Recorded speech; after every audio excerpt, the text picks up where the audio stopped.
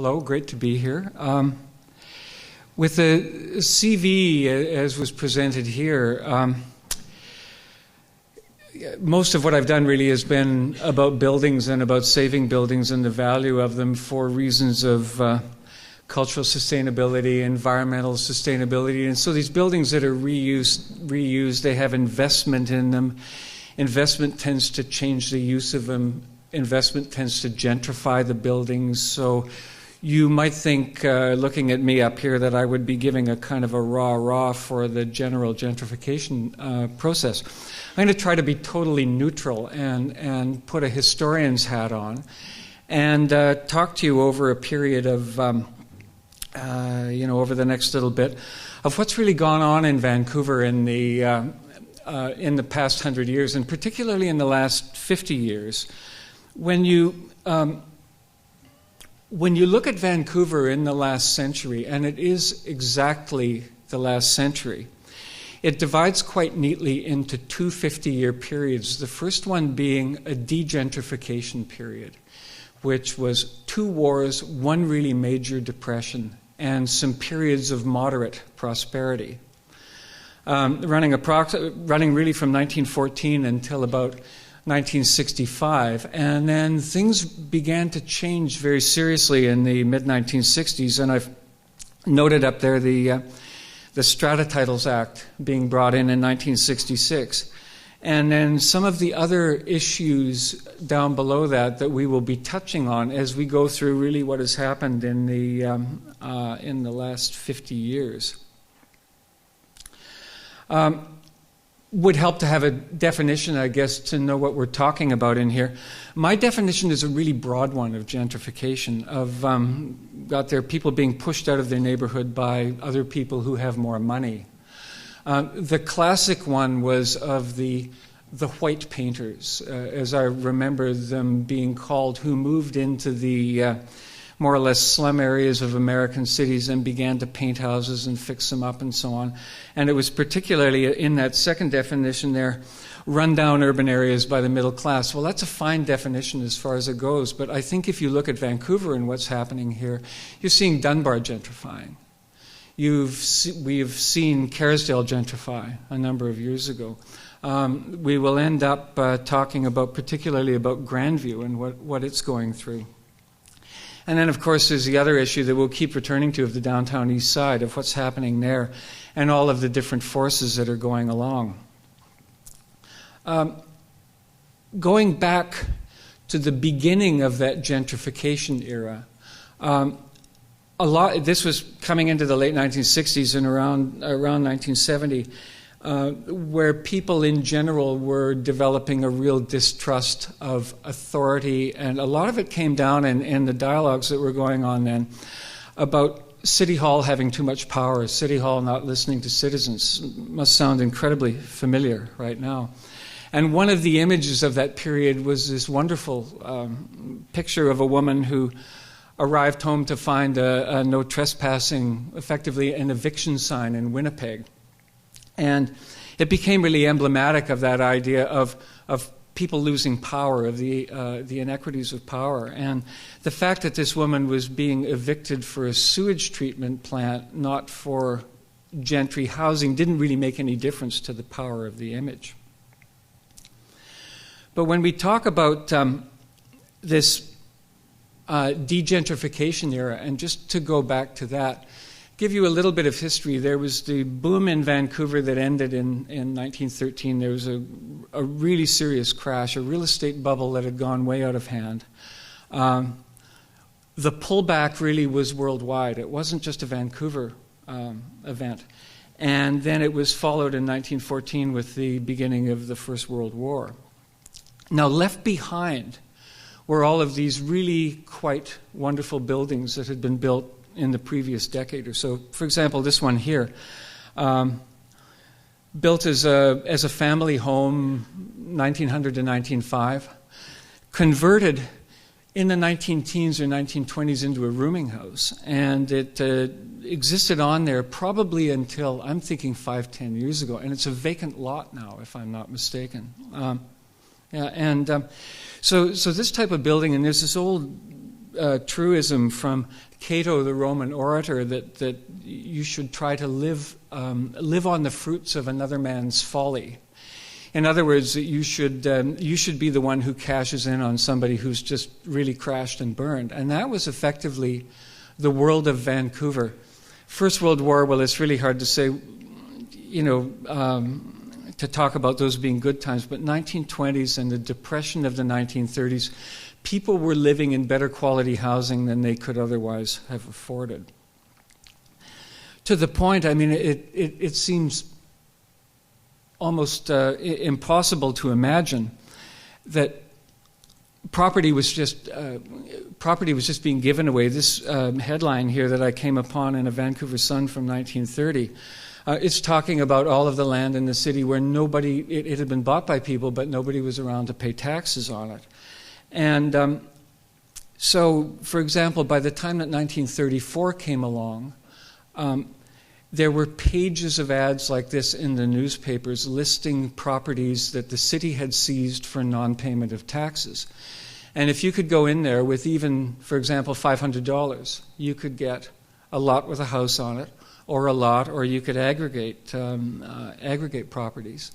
And just take them over, buy them at auction, but there was rarely anybody buying at auctions because there was no credit available.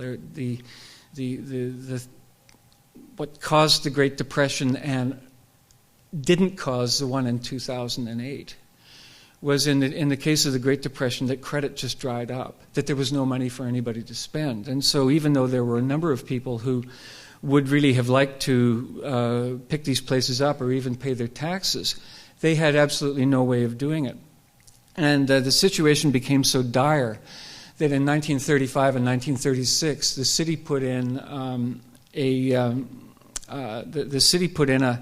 a system whereby homeowners could do manual labor to pay their taxes off, the Work for Taxes program. And so, for example, Fraserview Golf Course in Vancouver was built by the manual labor largely of homeowners trying to keep control of their houses because they simply had no money, they had no jobs.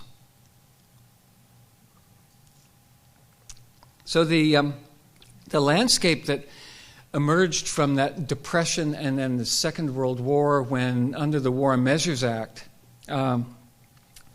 houses could be converted into housekeeping suites or rooming houses with really few restrictions at all because there was a terrible housing shortage in the Second World War. You ended up with a situation like this nice house on Burnaby Street, a couple of blocks west of Burrard. An industrialist by the name of George Coleman, who had a kind of a bulk shipping company that operated off the waterfront at Gastown. This was his former house, and it had been a rooming house for quite a number of years. I looked around several years ago for houses in Old Shaughnessy, in First Shaughnessy, that had never been converted back from being rooming houses. And there's still a couple of them there with the fire escapes going down the back. And in the middle of that housing crisis in the Second World War, the Shaughnessy Heights Property Owners Association was still trying to litigate against people who were converting their houses to provide housing. And the newspapers were running photographs of, for example, of homeless war widows out on the street looking for places to stay. Tenement housing was still fairly common in the 1950s. Those tracks in the foreground are the ones for the old Lulu Island or Steveston Interurban, so that's just right at the entrance to Granville Island. The building is long gone, but the tracks are still there. And so that was really the kind of landscape that went along. And going along at the same time and continuing on into the 1960s, there was this whole subgroup of housing, and we'll go off on a bit of a tangent here to talk about the squatters and the shack towns and float houses of old Vancouver. Around the harbour, False Creek, on Burrard Inlet, people had squatted just on the edge of the waterfront, built shacks, and were there. And interestingly, in 1940, there was a real push. It was largely to make the waterfront available for expanded industrial capacity for the war effort. But you can see from these headlines of just people were really being pushed out, and they, arguably had no right to be there. They were squatting on public land. But there was one exception to that, which was Coal Harbour, and Coal Harbour was nicknamed the Shaughnessy of the shoreline. It was it had the best views. The Coal Harbour at that time was an industrial area, and but there was a very well organized, very neat community. It had a man, a pioneer whose name was Thomas Marshall, who was called by the newspapers the mayor of Coal Harbour, and they all lived together. And most of the people who lived there in this little kind of houseboat community, they did pay rent. They were tenants, and but it was interesting. During the Second World War, there was a move to evict all of these people, in spite of the housing shortage, away from Coal Harbour. And there were two streams that were going on there. The one was the immediate need, the authorities said, to provide more land for an expansion of the tugboat facilities that operated from there. But there had been, in the 1920s and the 1930s, out of the City Beautiful movement in Vancouver, a desire to clean up that Coal Harbour waterfront and to move all of these people off. And typically, if you're studying the history of any city, of any country, you look for these tipping points. You look for the points where a piece of land, a piece of property could have gone either way. And so this particular Coal Harbour issue and the building of the Bayshore Inn in 1956-57 represents one of those real seminal turning points in Vancouver. What had been the case there in the early 1950s was that the sawmill, which was on the site of what became the Bayshore Inn, the company that owned it became consolidated with a group of other lumber companies that turned into Crown Zellerbach Corporation. And so they were looking at that time of consolidating operations into ever bigger mills, and technology was improving and so on. And there was a move in 1954 to build a paper manufacturing plant. But permits were delayed, hard to know exactly why, whether the long hand of Gerald Sutton Brown, the planner at that time, was in there, whether there was just the idea of we're not going to have any more industrial being built in there. But instead, in 1956, a consortium emerged of a combination of local people and investors from the United States. And they built the Bayshore Inn. And so this real tipping point, because you think of the Bayshore, here it is on the photograph here from 1961, with all of the boathouses, the little industrial works that were along the edge there, and then this brand new hotel that didn't relate to the railways. It didn't relate to the steamship operations on the harbour. It was more for people arriving by car or even arguably by seaplane coming into that. And so what a change that represented from the Coal Harbour that was there. A slightly later view in 1965 shows what a change it was. And all of the houseboaters who were there had been booted out with the agreement and actually the urging of the fire marshal in about 1955, 1956 to make way for this. So, I'm stretching the point a little bit in this, but saying that this is arguably the first example of gentrification in Vancouver, where a group of people are moved out and they're replaced by a group of people who are more wealthy. One of the arguments against the houseboat community on Coal Harbour was that it was ugly, that it was a mess, that there were all of these little boats and all the rest of it. But you can see in this photograph from 1965, you can see what replaced all the little houseboats. And of course, they're the boathouses and the yachts of the Royal Vancouver Yacht Club. So there's a change that's happening in there in terms of who really gets to control the entrance to Stanley Park. And then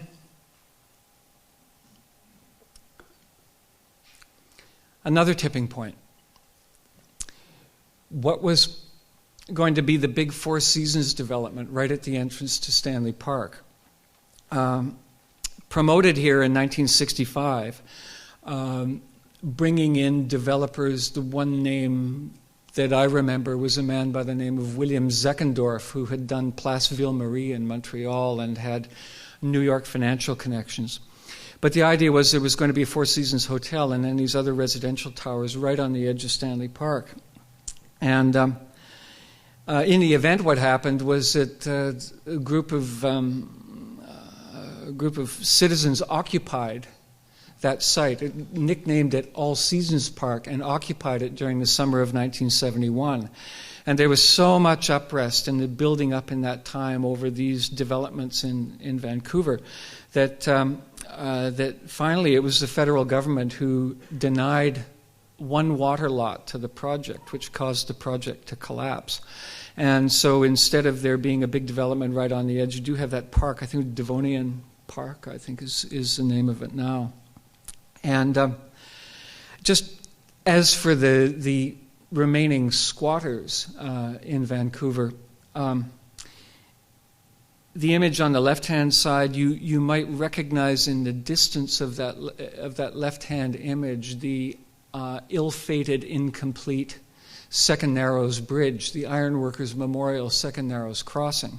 So this is 1959. The bridge has fallen down with, I think it was 18 workers killed on that day, and then is being built back up. But so these little cabins were right along the waterfront in Burnaby. And then the image on the right, probably a more famous squatters community, and the last one really around Burrard Inlet, which was on the Dollarton Mudflats. And the most famous settler on the or I guess resident on the Dollarton Mudflats was the novelist Malcolm Lowry, who lived there in, I guess, 1950s. And then in this final last gasp, by the time 1971 comes around, it's hippies who are squatting there. And just to complete that thought, there's still one squatters community in the Lower Mainland on Finn Slough on the south arm of the Fraser River in South Richmond. And I and every other sketcher and photographer in the Lower Mainland has just been drawn to it like a magnet. It is the most picturesque, ramshackle, romantic, wonderful place. And it's existed for probably about 20 years in a kind of a standoff limbo with Richmond Council. But a very interesting place if you find yourself out that way to just go and to have a look at it.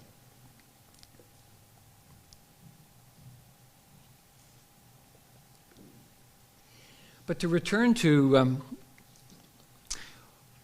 the main themes here of going along, of this degentrification of Vancouver leading on to our current state.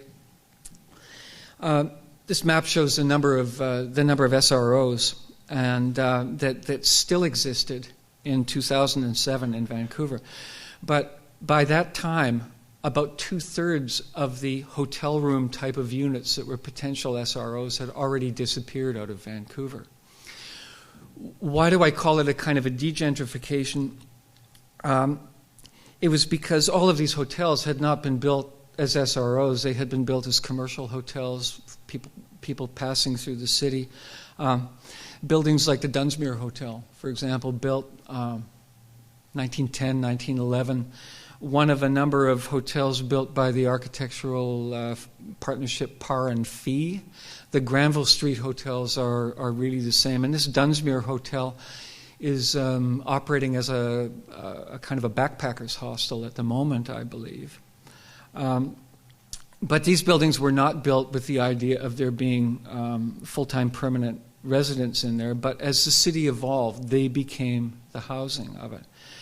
And when you look back over photographs, or in my case, shuffle through your memory of that period of 1965 to 75 to 80.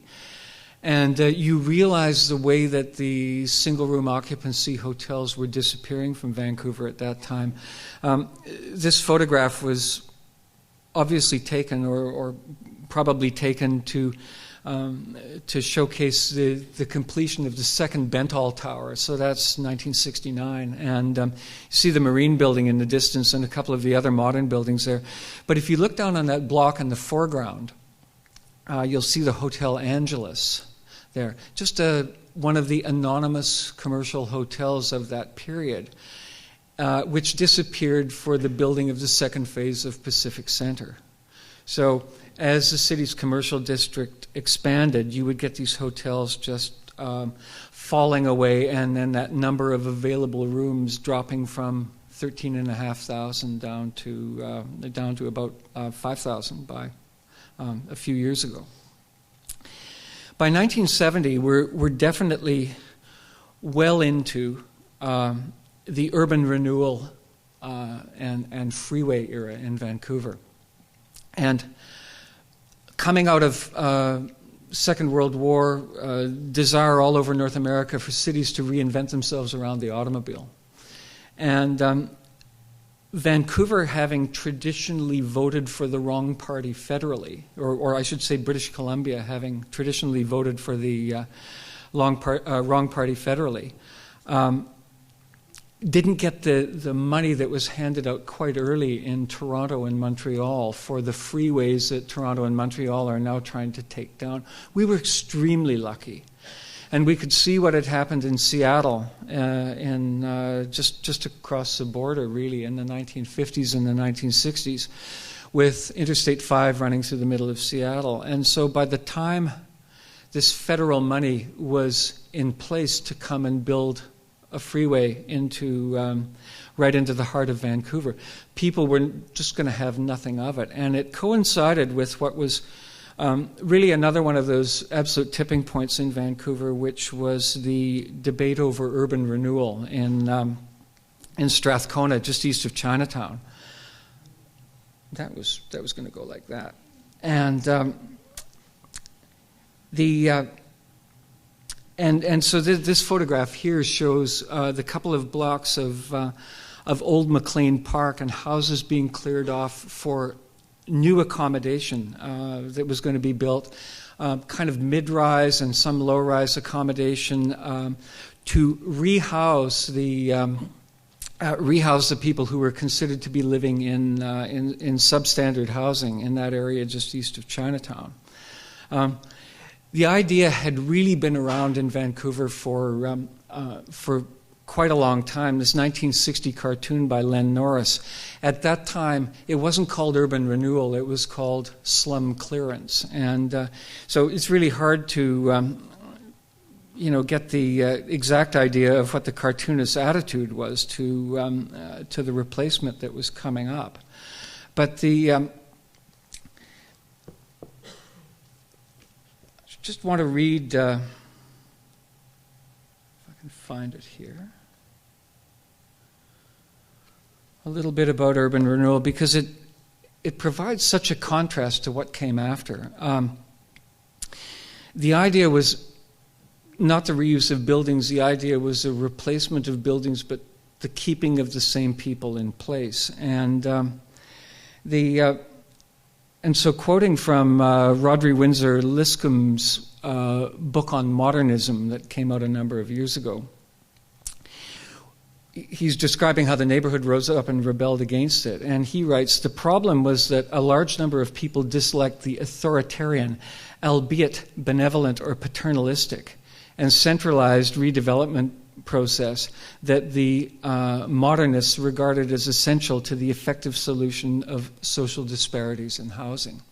So you have that idea of a real top-down centralized idea of we are going to put you into buildings that are going to be good for you because they're very well designed, and you're going to be happy with that. And the opposition that rose up, led by Mary Chan and the founding of the Strathcona Property Owners and Tenants Association, was really one of the rare occasions in North America where a truly grassroots group came up and they defeated 3 different levels of government in terms of the urban renewal process.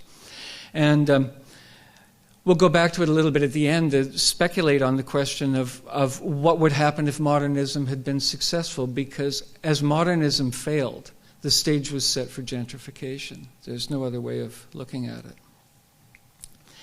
So what was happening in the other direction? There was going to be all that redevelopment of Strathcona, but coming in from the other side and moving in and across Gastown was the Project 200 redevelopment proposal, which doesn't really show in this artist rendering here, but that included the waterfront freeway that would lead out to the third crossing. And so the freeway debate and the urban renewal question, they all got put together, and nascent environmentalists came together with housing activists and poverty activists to fight against that.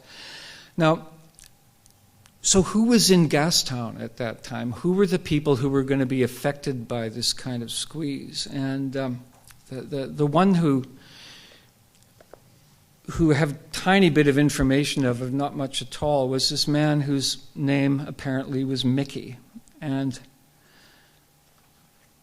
Mickey was a logger. He was a retired logger. He was the kind of person who never settled. And in the study of working people in British Columbia, you have in the resource sector, you have what I've read is called home guard communities. For example, Comox on Vancouver Island, where loggers and their families would live, and they would put down roots, and the families would evolve as the industry changed and as they grew up. But the majority of the loggers and the majority of resource workers were men who had never married and never settled, and they would go back and forth out of Gastown particularly, as if on a yo-yo string, going out to the camps, work for a few months, make a lot of money. And then the expression that, one of the expressions that I heard about that was when a logger was fed up with the work and wanted a break, he would say to the foreman, "Wine and dine, it's Smilin' Buddha time." And that was the key for the boss to cut him a check and call up for a beaver float plane to come up to the remote logging camp and pick up the logger and bring him down to the bright lights. So what were the bright lights like? Well, Smilin' Buddha was one of the bars and the supper clubs, entertainment places that were down there. And so you had that Gastown of that period, a lot of vacant spaces, a lot of vacant storefronts. Hotels occupied by men like Mickey, derelicts in the term that we used at that time, and then on Hastings Street, really almost it seemed lining Hastings Street, there were loggers' employment agencies, and places like Pierre Paris and Sons, that is now that's now a kind of a condo development with a restaurant. And Pierre Paris and Sons was where you would go to buy your cork boots if you were going to go out into the woods. And so as these men got older and they couldn't go out in the woods anymore, they would end up in Gastown in the small hotels and living their lives out. And Mickey here with his Lucky Lager, the working man's beer, was I think really typical of that time. And his obituary, if I can call it that, from the Gastown Gazette, which was the merchant's little newspaper in 1971, said, Mickey had built up a fantastic reputation as being the grand old cat of the street. It is said he passed away as a result of a liquor-infested liver. So long from all of us here in Gastown. So there was this funny kind of a relationship between the merchants who were gentrifying Gastown and the other people who were moving in, and then all of these old retired men who were living in the community. One who stays in the memory as being a logger, he had the ability to grow mutton chop whiskers pretty well, was a retired logger by the name of Ace Asen, and he became dubbed the mayor of Gastown around 1970, and they dressed him up in some vintage clothing, and he would go around as the kind of greeter for tourists who were coming into Gastown, because Gastown at that point had been discovered, and a few young developers were looking at it and saying, we can fix up these buildings. And while they were at it, they were fighting against the Freeway, along with the Chinatown merchants and the residents of Strathcona. Evidently, it was very hot. I mean, it was the place to be. I remember it really well, and particularly when Gastown managed to get its provincial status, as that included a heritage status. It was able to open on Sundays. And so it was really the only place in Vancouver where there was anything to do on Sundays, is you would go to Gastown, and there were, you couldn't drink, but you could hang out in the different places. And you can see from this little news clipping that the woman who's quoted at the beginning of the article says, "I think we're swingers," she says. And then reading down through there, and just quote a couple of little pieces off that. Larry Killam, who was the owner of the core buildings around Maple Tree Square, says, the Georgia Straight newspaper is already operating from our building, and by May we'll be renting the upstairs as an art school students' residence club. So you're getting that connection there that is identified very strongly by David Lay, of artists always preceding gentrification, of making an area attractive for other people to come in. And that was exactly what Gastown was like. It was arts and crafts and galleries and restaurants and a whole different way of living. And along the way, of course, people are beginning to be pushed out. And other people are moving in. For example, the young art student type people moving in, places beginning to get crowded. There are more and more conflicts happening with the police. And it was interesting just walking here tonight and walking by the Gastown Inn, which is just down at the corner of Cordova and that's Cambie there, Cordova and Cambie. And that was the place that was said to be the place where it was easier to score dope than to buy a beer. And the newspapers, the Province and the Sun, were all over Mayor Campbell, who was hot-tempered man at the best of times, and saying that it was time for Mayor Campbell to clean up Gastown. The upshot of it was the event that we now call the Gastown Smoke-In, the Gastown Riot, in August 1971, and this was the newspaper headline the following day, where you had this real clash of the new people moving into Gastown and then the police trying to clean it up. The only one who seemed to be aware, I think, with a long-term view of what was going on was Alderman Harry Rankin. And if you've been around here for long enough, you'll remember Harry Rankin as the truly left-wing councillor, the only really left-wing councillor or alderman on Vancouver City Council. And he quite accurately described how rents were going up, and that really that there was this miserable situation in and amongst the pleasure of what was happening. And with the increasing power of the merchants and the economic force of Gastown, you had this situation like a desire to clean up Pigeon Park. And look at this photograph from 1972.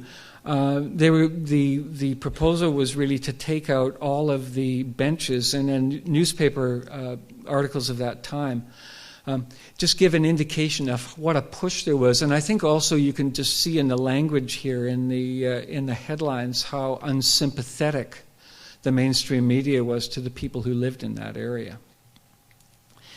So this was 1972.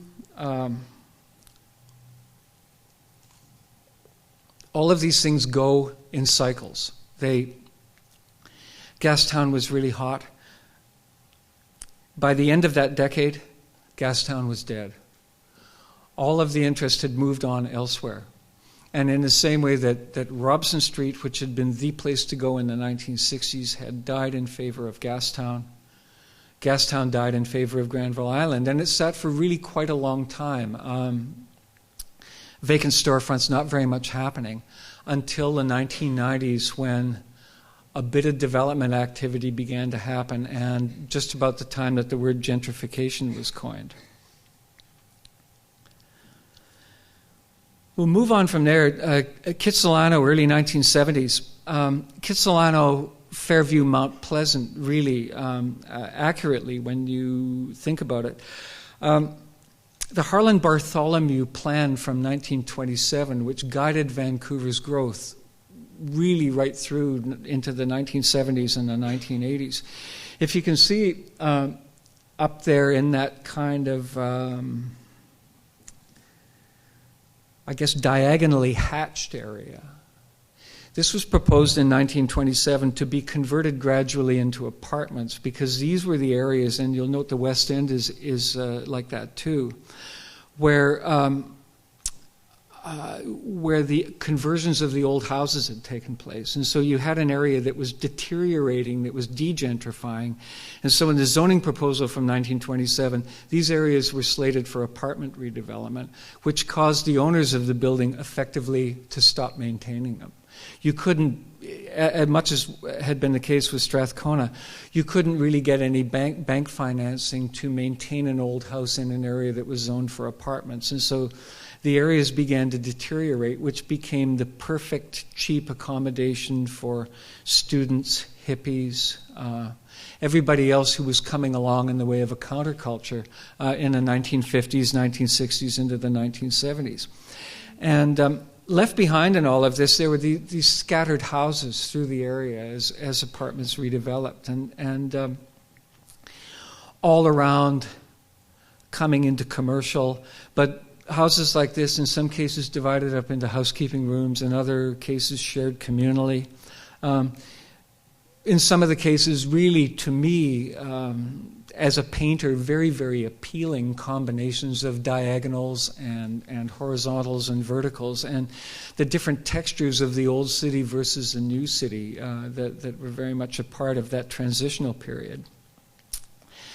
The houses of that time, the old houses, the pre-World War I ones that had been converted, some even as early 1920s, but certainly from the 1930s through the 1980s, they're typically divided up into suites and rooms.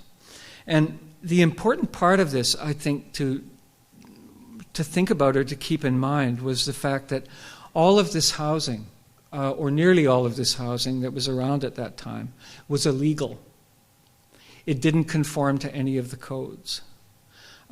This was the housing of the degentrified period, and the housing that perhaps romantically some of us look back on as being a time when it was really, really cheap in Vancouver. But one of the reasons that it was really cheap is there was so much illegal housing in there that the city just wasn't shutting it down. But with that apartment development that came along, you went from the Kitsilano low-rises of the walk-ups of the 1950s and the 1960s, and then the West End high-rises of the 1960s going into the very early 1970s. About 200 mid-rise to high-rise buildings in the West End built during that period. And in that early 1960s period, it was a great time to be a tenant in Vancouver. Let's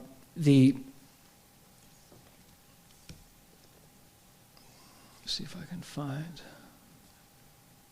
Oops, wrong book.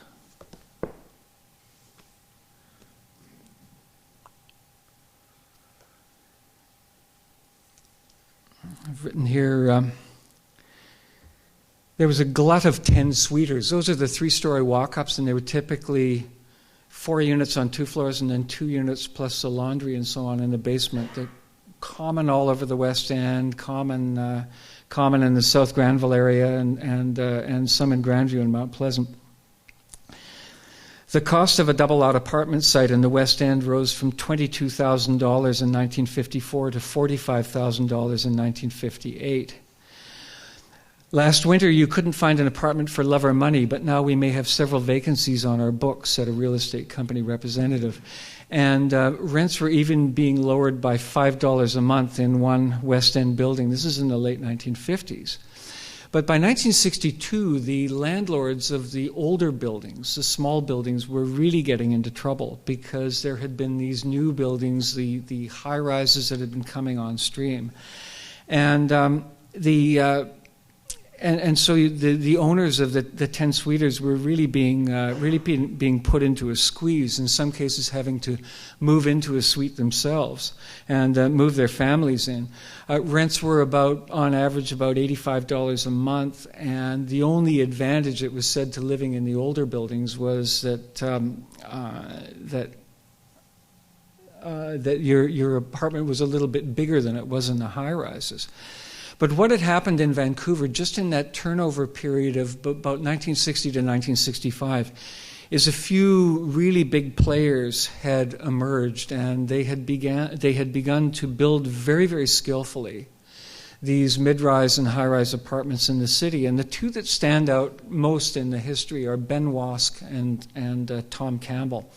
Tom Campbell going on to become mayor of Vancouver, I think 1968 to 1972. That photograph of him on the right, he's riding the wrecking ball that is about to take down the old Vancouver Opera House for the development of Pacific Centre, which is a building that is now being converted into Nordstrom's. And then Ben Wask and his brother Morris were big developers of apartments in Vancouver. And that slogan there of buy top land, pay top price, and never sell, Ben Wask told to Jonathan Baker at one point. Their business plan in the 1960s was that they were going to build all these buildings and maintain them and get the best possible tenants and never sell anything. As far as they were concerned, this was the way that you did things. And Tom Campbell was much the same.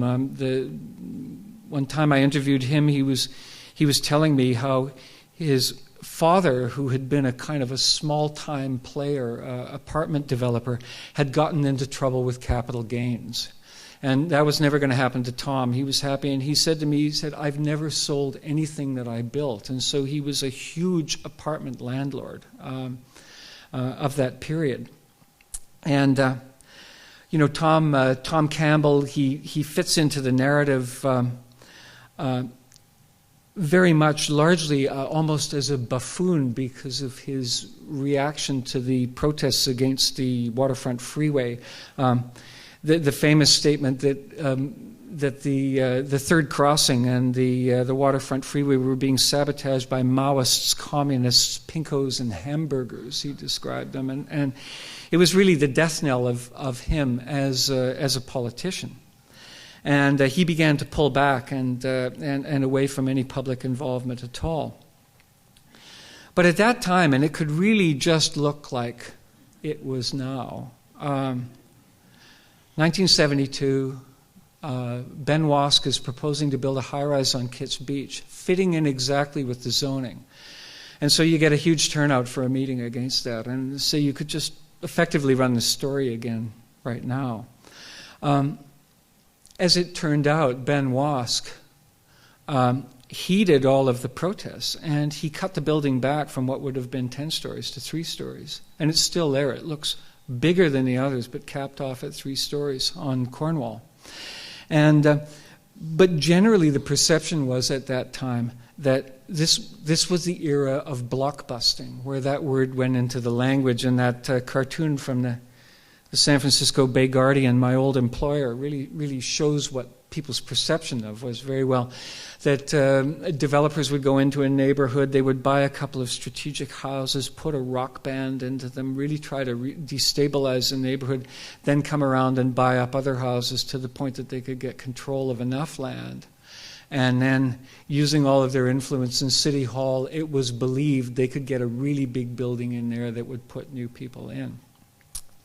Now, this is an era of only rents, of only either rental or you could buy fee simple property, that is, a house on its own lot. So, one thing that really I have never been able to understand is why the vacancy rate became so small, so low in the early 1970s. Probably as low as it has ever been, because there were really very few restrictions on development. there are very few restrictions on money, and instead, they're just the development system almost completely ground to a halt, to the point that the housing crisis in the early 1970s in all of these areas was probably worse than it has ever been, probably worse than it is now. That vacancy rate of 1/5%, it was absolutely absurd. And the more conservative attitude of why that was, the developer's attitude, I guess you would say, was that there were too many regulations. This wonderful Norris cartoon from that period caught that idea that the city was making it too difficult for people to build the kind of housing that was needed. But another thing was coming along at that point, and which was the Strata Titles Act. And that was the game changer in the way that Vancouver had been developed. Now, I was just mentioning that up until 1966, there were actually three ways that you could own property. One was that you could go out and buy a house on a lot, property in fee simple, as it was called. Actually, there's just two ways. Nobody expects the Spanish Inquisition, right?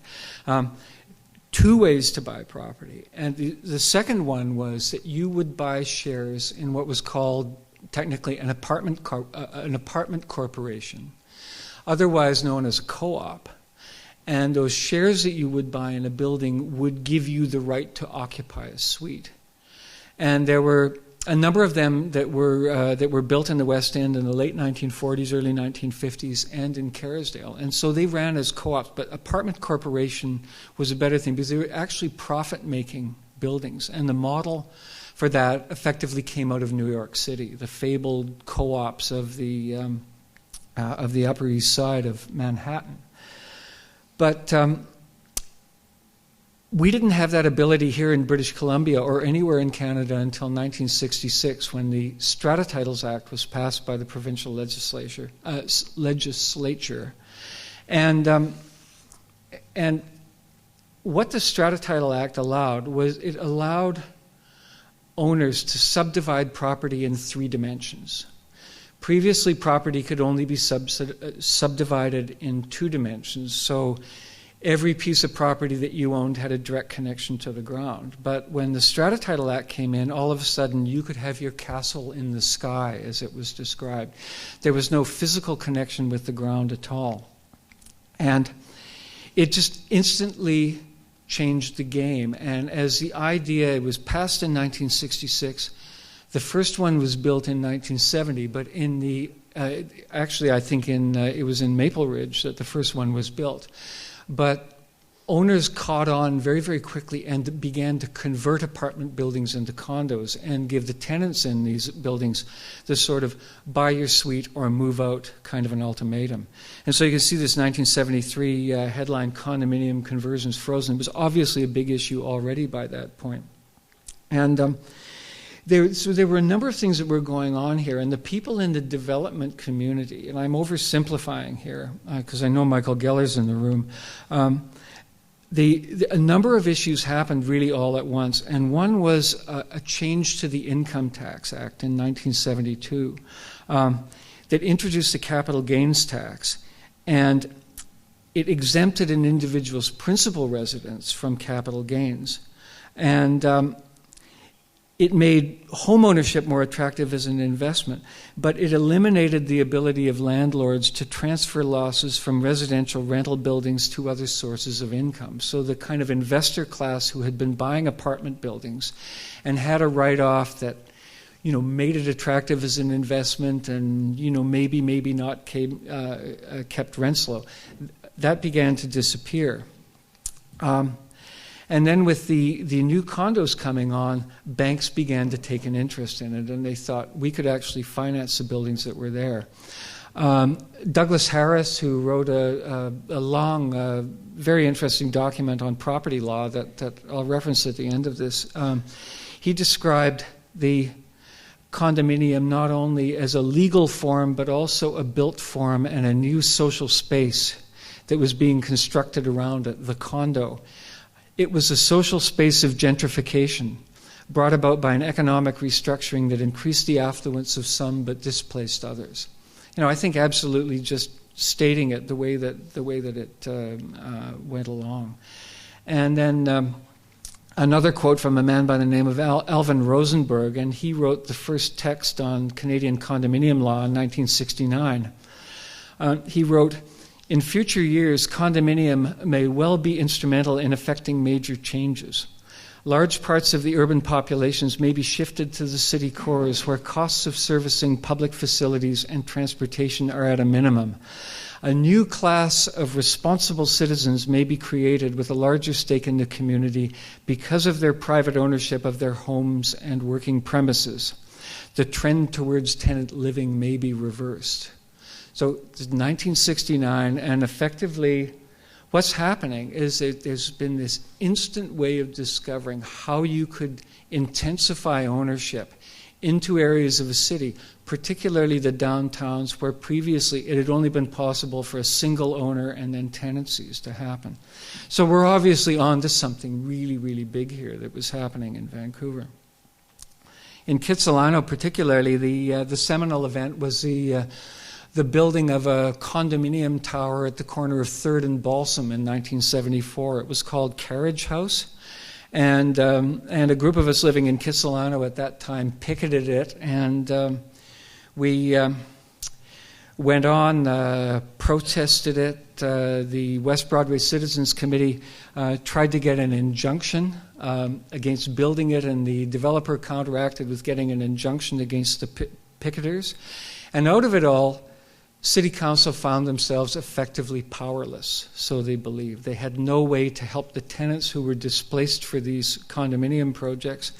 But in a sense, the battle for Kitsilano was on at that point. And in some ways, it was staged as being a battle over a high-rise form versus a low-rise form, but it was also one over ownership versus tenancy.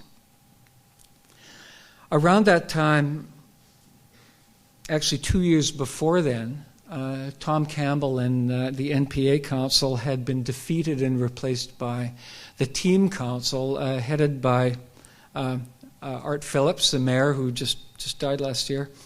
And they hired a new director of planning, Ray Spaxman, who was very sympathetic to the idea of public input into planning decisions. And so in these clips, newspaper clips from 1974, you see the beginning of neighborhood planning happening. It was 39 years ago from neighborhood planning having effectively stalled in Vancouver. And another little bit here, funds proposed for kits to upgrade neighborhood. Now, a combination of things that were happening there of relatively affordable houses at that time, people coming in, and then public money going into to fix up the neighborhoods. I think you're seeing in this, you're seeing the beginning of that kind of, I call it NIMBYism. It sounds like an insult. I'm not meaning it that way, but of that idea of people really putting down roots and having a stake in community. And so 1974, beginning of local area planning, the Neighborhood Improvement Program, and there was another program, the RAP program for fixing up individual houses. These all had the effect of getting people to put down roots in the old houses that under the previous system, the previous, I guess, ideology, would either have been demolished for slum clearance or they would have been demolished for market apartments. And so it's just this real change. And so I think that point is where you're seeing gentrification really beginning. So, but meanwhile, on the downtown Eastside, where in the early 1970s, interestingly enough, the vacancy rate shot up to 15%. The city and the province and the federal government were working away on trying to fix up housing and try to stay away from the issues well, it wasn't homelessness, the issues of people being really poorly housed. But another issue that had begun half a dozen years earlier, around the end of the 1960s, came to have a real profound impact. And that was the beginning of the closing of the Riverview Mental Hospital in Coquitlam. And as so often with these government programs, the provincial government in this case, would propose a two-pronged approach. One would be that they would close Riverview Hospital, and the second would be that they would provide services in the communities for the people who were no longer in Riverview Hospital. And guess which one didn't get done? And, it's the same thing really effectively with the agricultural land reserve, where there was going to be the development freeze on farmland. And as the flip side of that coin, there was going to be support for agriculture and support for farmers, and one got done and the other didn't. But by the 1970s, people were really beginning to look at Skid Road, as it was then called, and there was a kind of a public desire for change, a public desire to really make a bit of a difference. And then into that comes this marvelous character, Bruce Erickson, who emerged out of the community. He was, I can only remember what he was called at the time, a reformed alcoholic. But he became a leader in the community, and ran for council, put forward the agenda for the people on the Downtown Eastside, and put that on the community's larger agenda for the first time. So, this is getting on for 40 years ago that this began to happen. See headlines here from 1974, 1975. They could be from last week. This goes on. And as the 70s goes on, and elsewhere in Vancouver, by 1979, 1980, there was a property bubble of just monumental craziness. With the result in 1981 going into 1982, the property market collapsed, along with there was a really short, sharp depression, economic depression. And that was the time that you began to see homeless on the streets of Vancouver for the first time. The early 1980s, you're beginning to see modern Vancouver come out. With the homelessness, also the food bank is created around that point because the safety net is no longer working. And so you're seeing these situations that come along, and as the economy begins to recover, the idea comes out that, hey, Vancouver could have a World's Fair. And an unintended consequence, I suppose, of that was the eviction of a large number of people out of downtown hotels, people who had lived in these Downtown Eastside hotels for a long period. And the hotels were painted up, fixed up a little bit, and rented out to unsuspecting tourists who had no idea that they were going to be on East Hastings, a couple of blocks east of Main, and then really not that far from the Expo site. And the piece of artwork from that period that I think best captures what really happened was Richard Tetro's lino cut from 1986 of, I guess, memorializing one of the events of that period, and another one that I hadn't known about until quite recently, of a man by the name of Olaf Solheim, who was a logger who he lived in the Patricia Hotel when he came to Vancouver. He had lived there effectively for 60 years on and off, and then he was evicted for the Patricia tarting up. And was moved into another place, but apparently he was so disoriented by the situation he promptly died.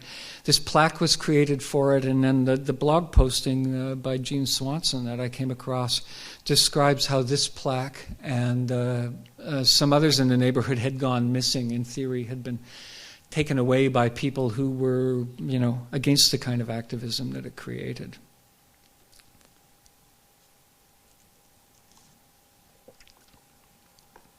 Now, Andy Yan, many of you will know as he's the researcher for Bing Tom Architects and has done a tremendous amount of work on vacant condos in downtown Vancouver and all sorts of really interesting studying. He has a trick question for unsuspecting people, which is, what was the first neighborhood in Vancouver to gentrify 25 years ago? And the answer, of course, is Kerrisdale.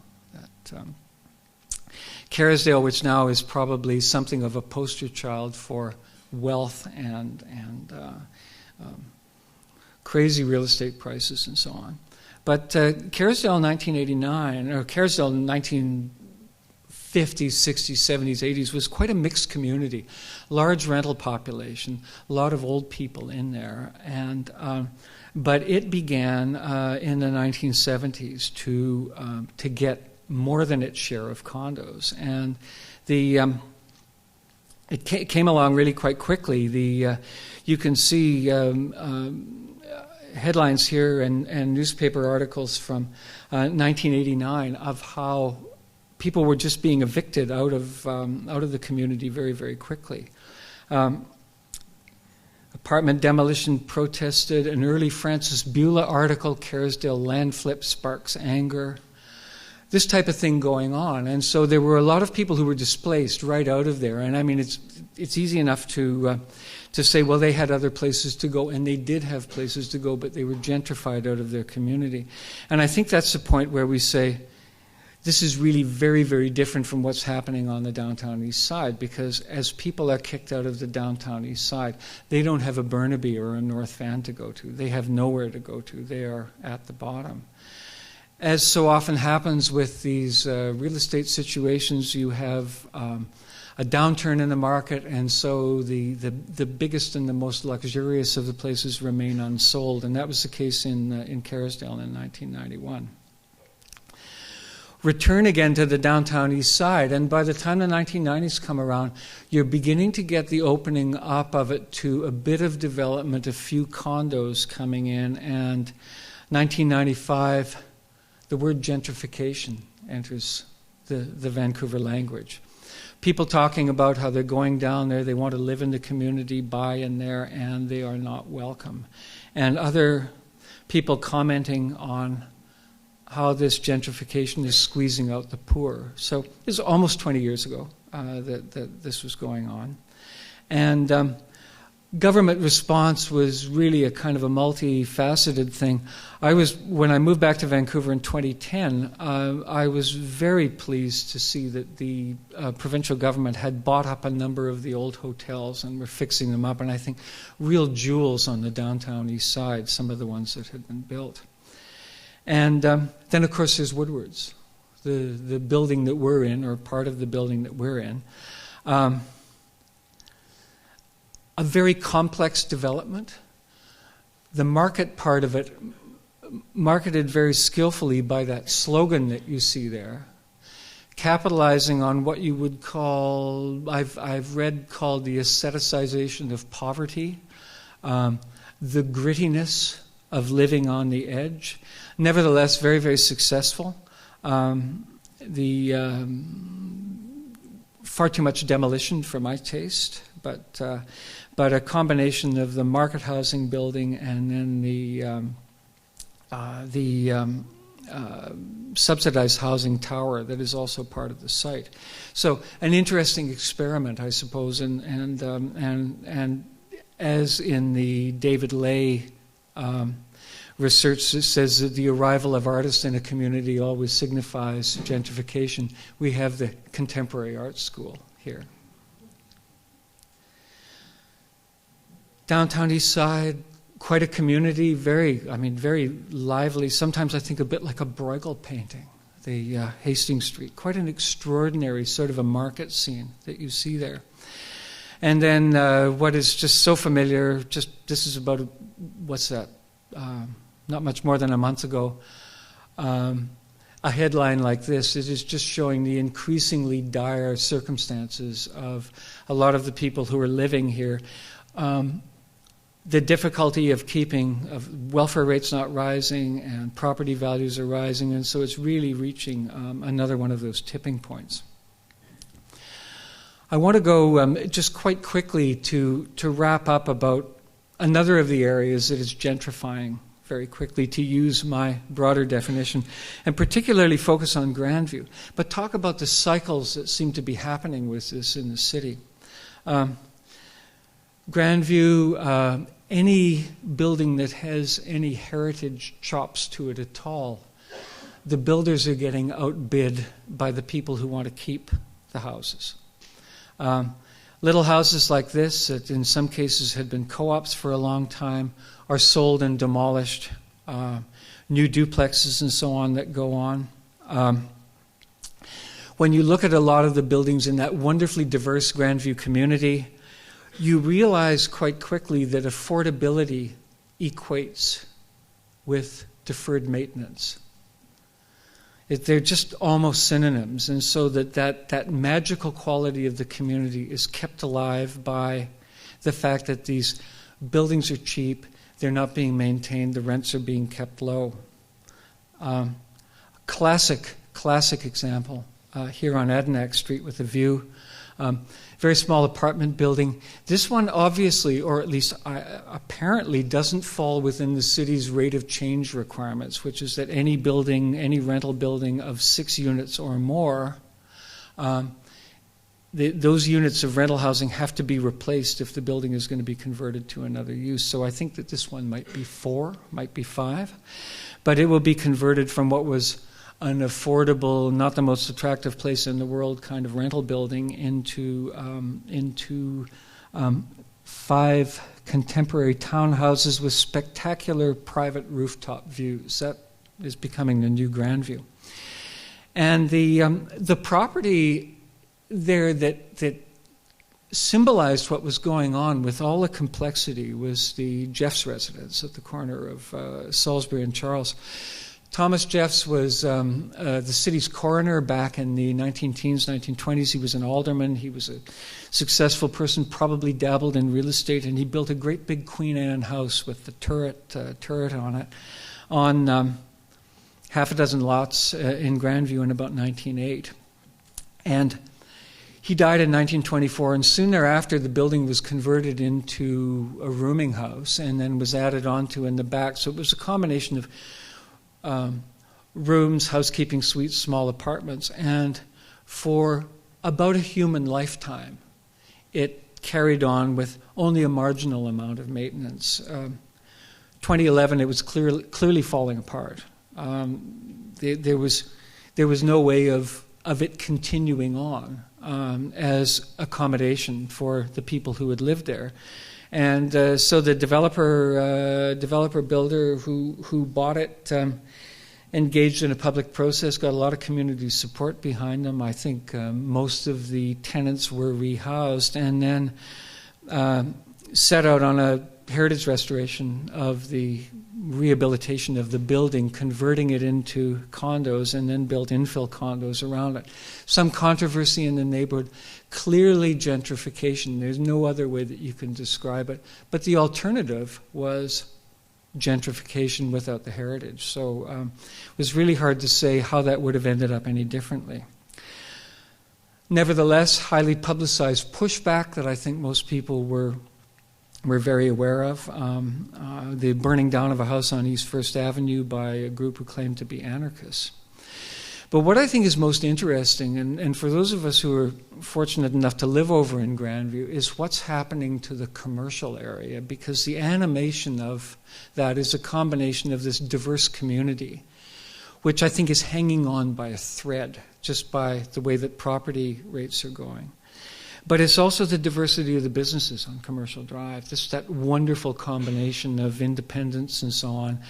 And the business that went into the news of being an example of how everything is changing was this Little Nest coffee shop, very popular with the mothers with their children, who are another huge sign of gentrification in the area. And their rents jumping that much, there was just no way that it was going to be able to continue. And so it's just interesting, just with a few slides, to go back to Robson Street, back a number of years ago, because Robson Street went through the same process, and I think indicates what probably is in the future for Commercial Drive. You think of Robson Street now, I'm not even sure that I have a passport to walk down the street. It just feels so alien to the kind of Vancouver that it was. This Coffee Time and the buried house in behind it, this was between Thurlow and Butte on Robson, 1966. And then around 1980, I was down there with a camera, and I think if you looked at this picture and if you changed the bell-bottom double knits and changed the breed of the dog, this could be Commercial Drive in 2012. Because you look at that mix, you've got a shoe store, you've got a hardware store, a tailor's, all those sorts of independents. Some very, very eccentric places. Independence. If you know Commercial Drive, you know Beckwoman's shop, which is just about as eccentric as it gets. Wonderful. And this maker of fine Ukrainian shirts in an old building was just a classic. But this building and then the one next door was up for redevelopment, and you can see the attitude in 1980 towards the redevelopment expressed on the sign. Then really no different from now, 33 years later, on Commercial Drive, arguably on Main Street the same way. What does gentrification look like in a community? You see the evolution from small Japanese sedans to mid-sized German ones. I think that would be a fair thing that you would say was happening. But the one that's extraordinary, and it's not just about Commercial Drive, but when you look at the evolution of restaurants and the number of restaurants, because people with cash flow eat out.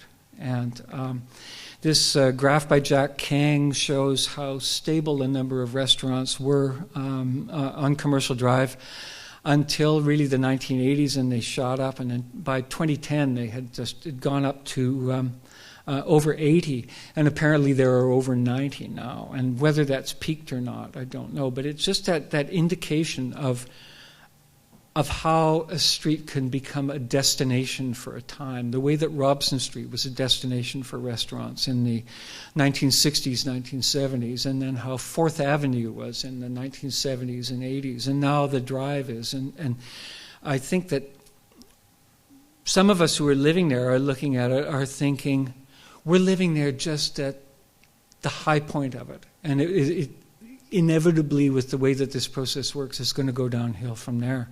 I think one of the saddest examples of this was the closing of the Florida Market, which was the oldest brick building on Commercial Drive. This is at the corner of Napier and Commercial. And for past 100 years, it had been run as various iterations of a corner grocery. Fish shop run by Japanese people who lost it during the internment years in the Second World War. The last 20 years, run by a Korean family. This woman, Young, she was one of the ones who worked in the store, and we all got to know in the neighborhood. The building changed hands. There's no way that the people could continue to pay the rent that was demanded by the changeover, and so they were given their walking papers, and this is going to be a restaurant. Just what we need on Commercial Drive. So, just to wrap up quickly, probable causes, say, of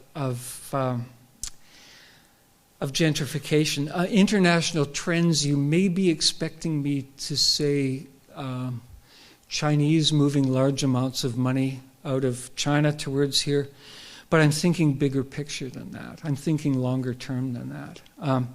One of the aspects of the last 30 or 40 years has been that hollowing out of the middle class, that increasing stratification of society. David Lay and Nicholas Lynch have identified the polarization of Vancouver, and of course it's happening everywhere in the last 40 years. And I think exemplified by the elections of Reagan and Thatcher 30 years ago, more than 30 years ago. But to go back to some of the themes that we've covered, the failure of urban renewal. Urban renewal just didn't work. It didn't work here, didn't work in the States. That kind of top-down rehousing of people, which was an anti-gentrification move. The term didn't exist. It just didn't work. Even the poor people fought back against having their lives regimented to that extent. We talked a lot about the Strata Titles Act. The Strata Titles Act is obviously individuals buying condos, but the act of stratifying a building or building a condo is something that developers do. Individuals don't do that. So the hated condo is up here as being one kind of gentrification, but I've put another bullet there, individuals with their money. People who decide they want to live in a neighborhood and so they move in and they buy a house when it comes up for sale. It's not a business deal for them. It's not a business opportunity. It's them reflecting what they want to do. And yes, they may have more money than somebody else does, but to them the house is not a profit-making opportunity. It is their home. We talk a tremendous amount about affordability, and this is my little trick question of the evening. The answer, of course, for this one being 1967 was the first time that this was said, at a time when houses in Vancouver cost about $20,000 to $25,000. The realtor Henry Block said that the prices had gotten so out of hand in Vancouver, with 9% mortgages and so on, that only 40% of our society can afford to buy a home. This was really a crisis. The crisis is never ending in Vancouver. I don't think it's really ending anywhere. And the particular issue of affordability, this chart that the realtors were distributing around, I think, which was saying, buy in now. There's no better time than the moment. If you look at that green line on the bottom, which is the condo line, condos really haven't done as well as the stock market. So they haven't been a huge boon for people to buy into. But it's the fee simple property, the purple line, that of course has given Vancouver that reputation for real unaffordability. But it's interesting to chart that against interest rates, against mortgage rates, the red line coming down there. Because, of course, prices and mortgage rates move in exactly the opposite direction. We were mentioning earlier that spike in mortgage rates in 1991 that killed the condo market in Kerrisdale. You can see it right there. And then you can see as it drops down and it ends at almost at zero, of course prices will rise because people can afford to borrow a huge amount more money.